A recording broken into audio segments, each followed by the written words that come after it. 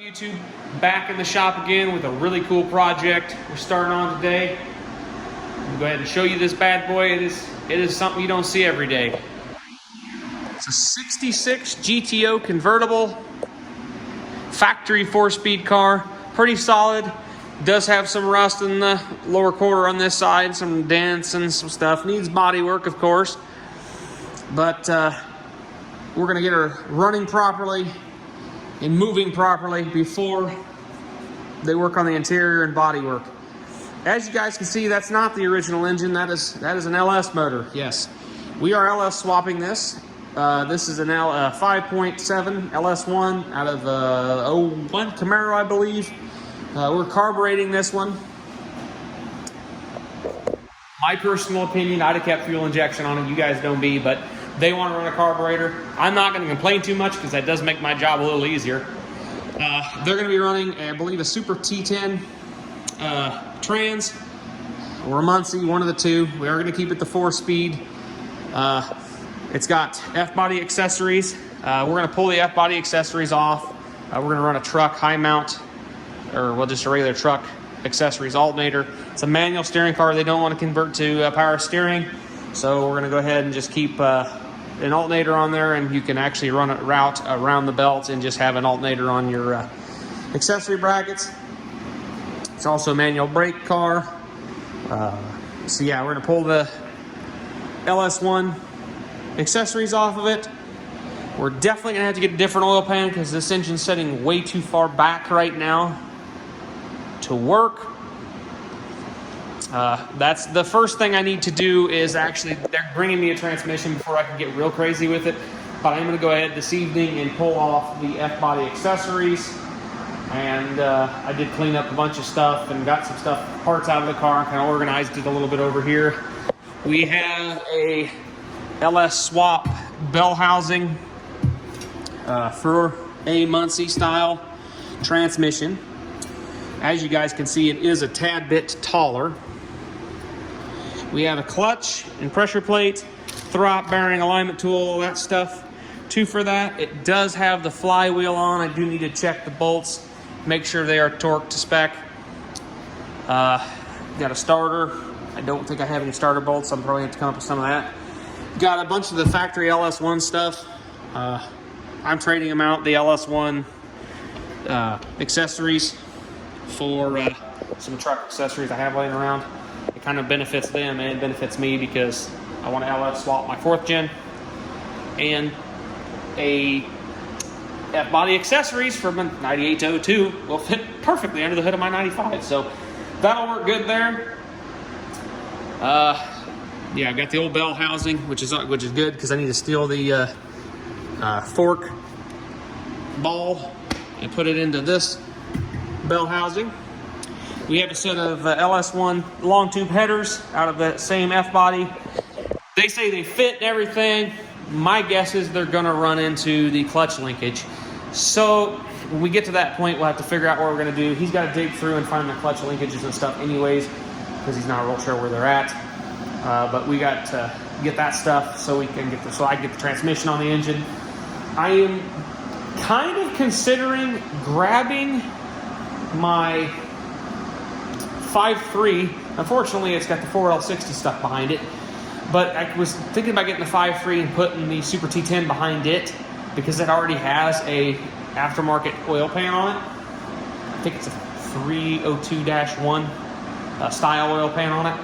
And I wanted to see if that oil pan fits in this setup. Because if that oil pan fits in this setup, I just get another one of those oil pans for this engine, and we can just run that setup.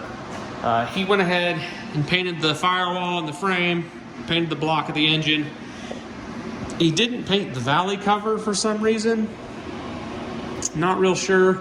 We'll probably go through and remove the knock sensor plugs. He probably could get a valley cover that don't have any knock sensors if we really wanted to.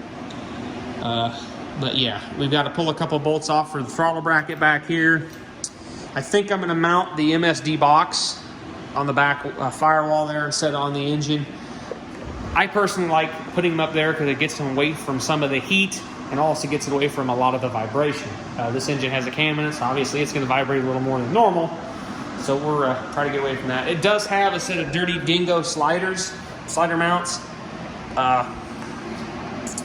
This does have the old style mounts. So my plan is I'm going to try to run clamshell mounts.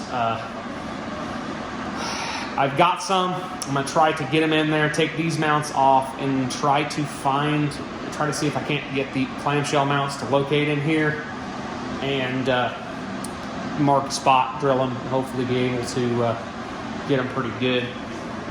They're actually not setting too bad for just having the engine setting down in here. Setting pretty good. They have the front diff, or not front diff, they have the front clip over there. And when we get a little farther, hopefully we can bring that back over here, or they can bring it over here and we can get it put on. And then we can get radiator hoses and stuff and whatnot. It's got a radiator in the trunk. It needs replaced, so if I was them, I'd look up another radiator to get it done. But I can tape it off and fit hoses and get everything ready. So all I have to do is get a radiator, plop it in here. They got a carb they're going to bring over. They just got a bunch of stuff they got to get to me. I'm going to go ahead and pull the F-body accessories off of it tonight, and we can get started pulling some of the stuff off of it. I'll pull the coil brackets off of it anyways. Even if we use the LS ones on this, I'm going to take them off just so they don't get broke from working on it. I've had too many of them in the past get broke while they're on the car, while I'm working on it, so I don't want that to happen. So we'll pull them off and get them out of the way. Then we can go ahead and like I said, pull the accessory, do that stuff off there, and we'll kind of give us a clean canvas to kind of figure out everything and whatnot. So we'll go ahead and put you guys on a tripod. We'll start pulling this stuff off.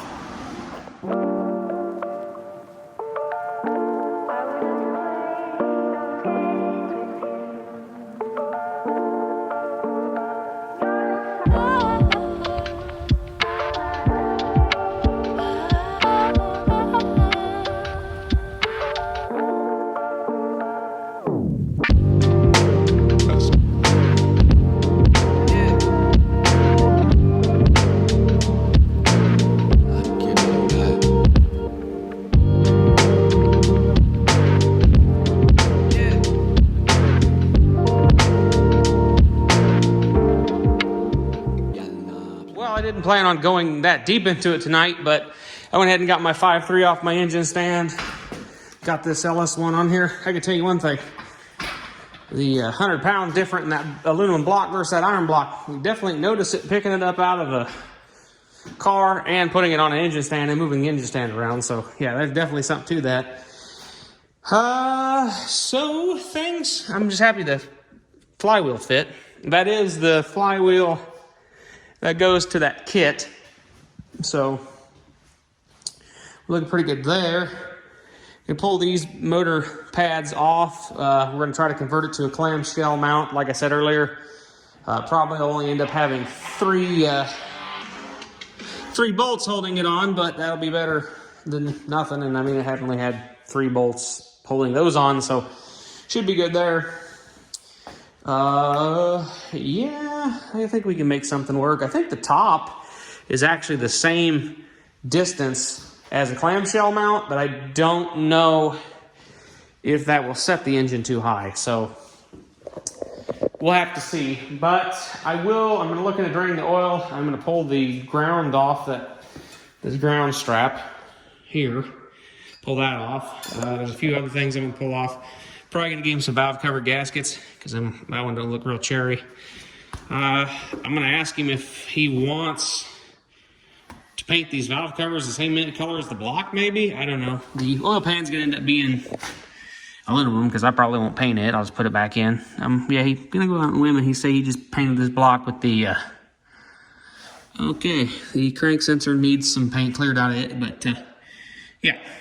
So these are just loose.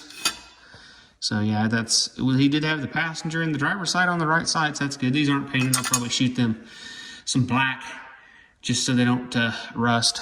They actually seem to be doing pretty good. I could powder coat them, but I don't know. We'll see. But yeah, we'll pull the oil pan off at some point here in the near future. Yeah, hey, this thing's got ARP hardware everywhere. It's got ARP head bolts, ARP main bolts. Cool. And now it's got ARP valve or oil pan bolts. Nah, the cover's just normal too. It does have some Allen. Yeah, it doesn't say. I don't think them are ARP screws for the valve covers, but yeah. So this engine does. I mean, I pulled this off, and it's got some valve train down in there. Some ARP bolts, trunnions, springs. So yeah, it's got some good equipment. Good equipment down in there. So this motor's been played with a little bit. So yeah. Anyways, guys, I'm gonna cut it for the first video. This is gonna be what we're gonna work it on. Hopefully, until it's at least running and movable. And I don't think it has brakes, so they're gonna worry about all the brakes and that mechanical stuff. They just want this engine in it, running and driving under its own power. I'm gonna have to start making a list of stuff I'm gonna need. So, you know how it is. So we'll catch you guys in the next one. Have a good rest of your evening.